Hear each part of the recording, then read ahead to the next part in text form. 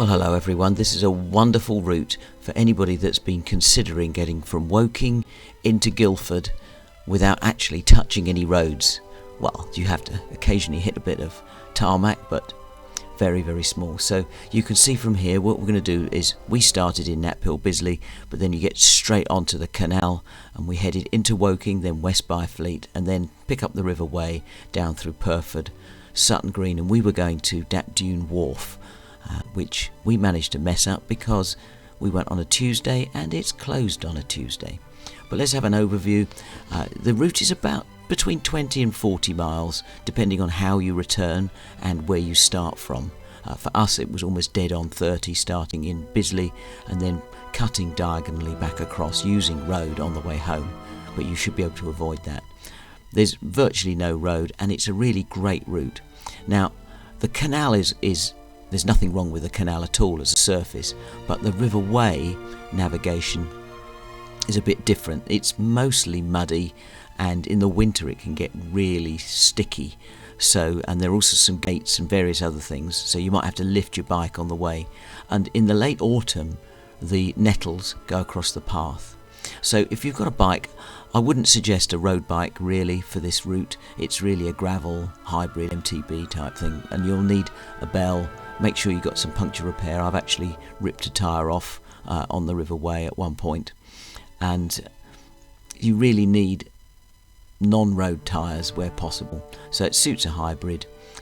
In the winter you really want something a lot more knobbly, and I would say go for biggest tyres you can get in the winter, and also think about those nettles.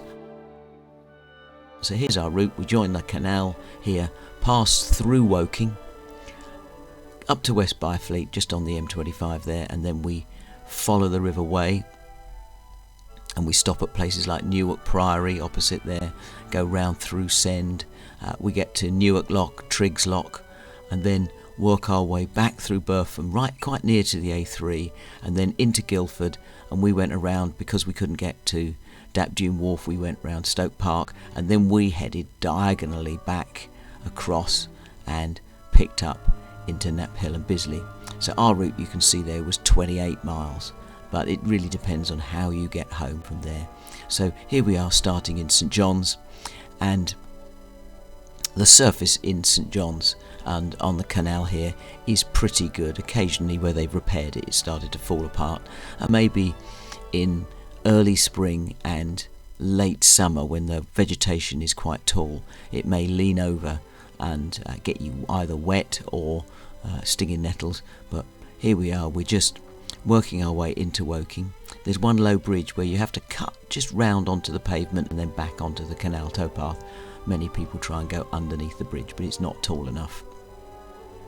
So we enter Woking down by the light box, and now we've got to go up over the spirally bridge, which is not really big enough for a tandem, but it's perfectly big enough for an ordinary solo bike. And now we head off down the back of Sheerwater. If you've watched any of our routes before, you'll often seen this bit. It's actually, although it's industrial on the right hand side there, it's really quite peaceful because the opposite bank is very gentle. It's countryside. There's a new park going in. We pass underneath the pylons. Do watch out, there's occasionally school kids working their way either to or from school, and lots of dog walkers and occasional fishermen as well. So just be a little bit careful down here. Don't forget to use your bell. We have a bell there that we use all the time. Not that most people hear it because they've got headphones in and they're listening to loud music as they walk along. But do be conscious of the other users. We don't want to give cyclists a bad name. Great thing about a tandem is that everybody goes, "Oh, that's exciting," when they see you. So we'll work our way now past the lock, heading towards Newhaw and that sort of area, and then we get to this under the bridge here, and then there's this chicane which just doesn't suit a tandem, but you should be able to get through. Otherwise there's a parallel road, and we worked our way down here. This is the last bit, and then you get towards the M25 and we just pass right beside it up over this bridge, and that's where you can go left towards Hampton Court and other places. But we're just turning right here, and we're heading now on the route that you would have done if we go to Wisley. So this surface is completely different. There's no longer a prepared surface. It's just literally, for most of it, it's where people have walked, etc. So it's quite muddy, and there are loads and loads of tree roots that go across, so it's also quite bouncy. That's why I wouldn't recommend this section on a road bike, even if you've got the modern 28mm tyres. It would just be too horrendous. So something a little bit wider, but if you've got a gravel bike, that'll be fine. Gravels these days go up to 44mm quite often. So we head down towards Wisley and the pub on the lock, and we've got the marina on our right. So here we go at the pub, and you just cross over the road and the car park there, and now we start heading out to Newark Lock. And you can see the Priory at one point on your right, on the other side of the river, as it opens up. Now in this section here, we've noticed you get a lot of runners, and there's a lot of canal boats. So it obviously connects places where people run through and from, and just again need to be sensitive. But there's quite a lot of crossings, so occasionally you just have to lift your bike up 2 steps or 3 steps to get across the bridge. So we will be zigzagging across the riverway. So this section here can be horrendous in the winter, in that it's very muddy. We're really going through a thin track through a field, and again we get to another lock, a little bridge. This is actually over a little tributary that we've crossed, but now we're crossing over the river again, and we're at Newark Lock, and we start heading on towards Triggs Lock now. So again, a little tiny stretch of road just here that we have to use just to connect 2 sections, but there's very few cars on it. And now back onto the fields again. That section that we've just done is where you might even try and join it if you've come through Woking. So now we're heading off towards Triggs Lock. Now this section, as I say, can be muddy, but I think the thing to watch out for here is that you do get a lot of vegetation, and occasionally shrubs or trees have fallen across the path. It's a little bit more built up here, and this is where you start to see near Papercourt Mill, I think, and it's getting, you see there's a lot of vegetation, and we don't cross over that bridge there towards the housing estate, but we keep going. And I've been caught at this section in the winter in that it's just got impassable, so if it's been really wet weather, then watch out. And now we're got to go across the road here and descend. So if you've got kids with you, just make sure that they are okay crossing the road there. And here we go. This is a nice section here. It's a bit more open. You meet people, you can have a nice chat. Again, crossing tributaries, and now we're not far from the big open floodplains that we've got on the edge of Guildford. And here we are crossing over at Triggs Lock, which is one of the prettiest places actually around. Worth going to Triggs Lock just for the day, really. So heading now into the outskirts of Guildford, and this is where the route becomes slightly less visible. It seems as if Guildford people don't like to ride out and ride their bikes, but we're just going to cross again to the other side and work our way along. And at this point you start to hear the A3. We're getting very near to it now, and the A3 is up on a ridge that we can see on our left. A couple of main roads around as well. Vegetation here is enclosing a little bit, and then we've got a private estate here, and you get between the canal boats, and we do need to do a little bit of crossing later on. But again, for being so close to Guildford, it's very peaceful and very few people. I was surprised as to how few people we encountered on the way in to Guildford. So we're just on the edge of Guildford now. There's a young family there, and we have to cross over by this house, and there's a cross and a cross and a cross, various different bridges, and now we go underneath one of the main roads. I think that might be the 320, and now we're heading around. They really are on the outskirts of Guildford now, so there's a builder's yard coming up on our right, and the quality of the path here is not exciting. It'd be great if Guildford Borough Council actually got on top of their paths, but this is, I think it might be even be a nature reserve down here.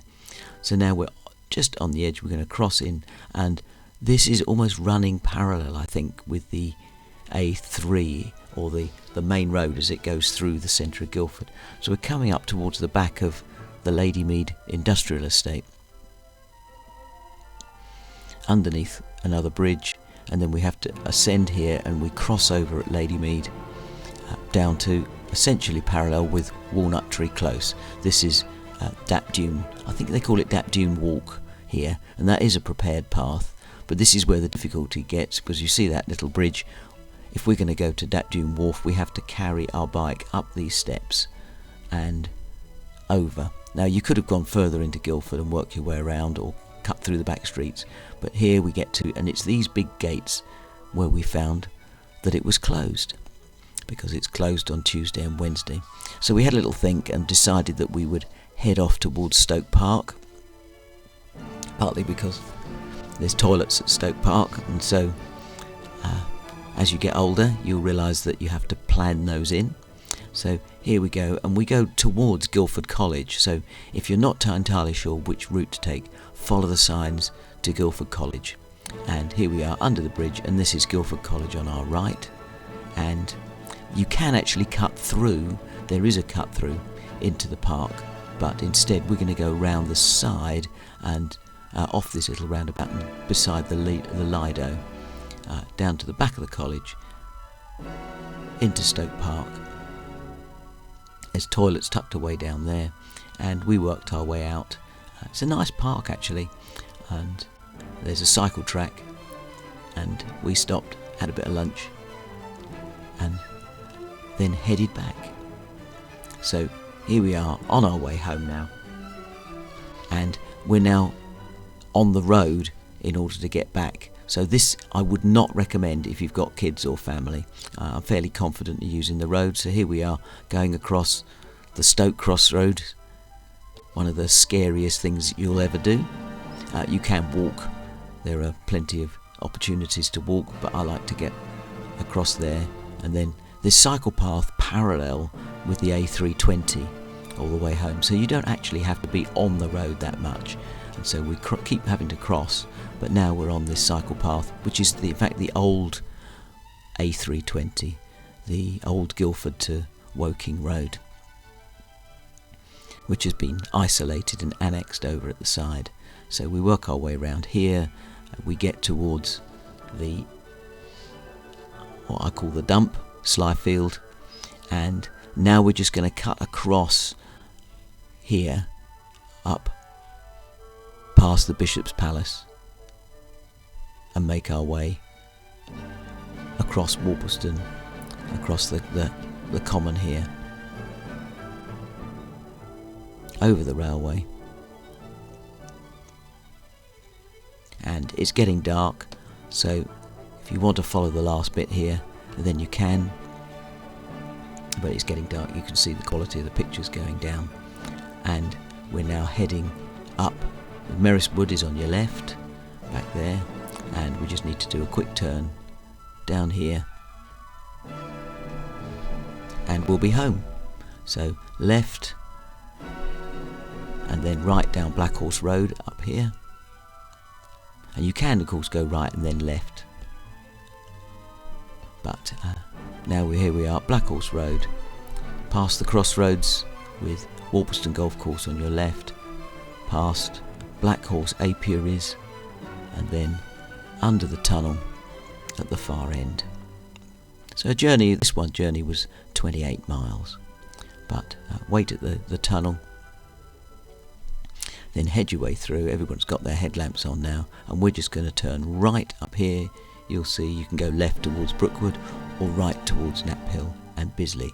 So thank you for joining us on this ride, and we could have picked up the canal again at this point if we'd wanted, but we're going to head back into Knapp Hill and Bisley and we're going to see you on the next ride. So if you want to find out details of the ride that we've just done, you can see them here on our Komoot page.